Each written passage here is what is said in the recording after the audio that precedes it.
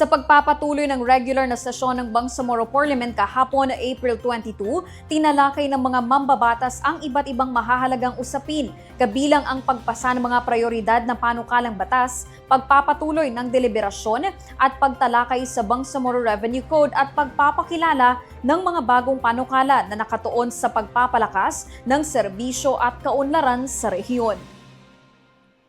Kabilang sa mga pinagtibay ng Bangsamoro Parliament ang isang resolusyon na kumikilala at nagbibigay pugay kay dating Budget Secretary na si Amenah Pangandaman para sa kanyang pamumuno sa Intergovernmental Relations Body at sa kanyang ambag sa rehiyon.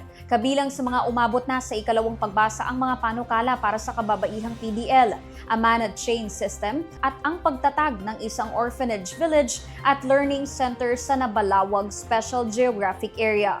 Samantala, nagpatuloy ang plenary debates ukol sa Bangsamoro Revenue Code na tumalakay sa mga probisyon gaya ng regulatory fees, kapangyarihan at tungkulin ng mga direktor at digitalisasyon ng sistema ng pangungulekta ng buwis. Ito ay isang kritikal na hakbang na layong maipasa bago ang unang parliamentary elections ng rehiyon.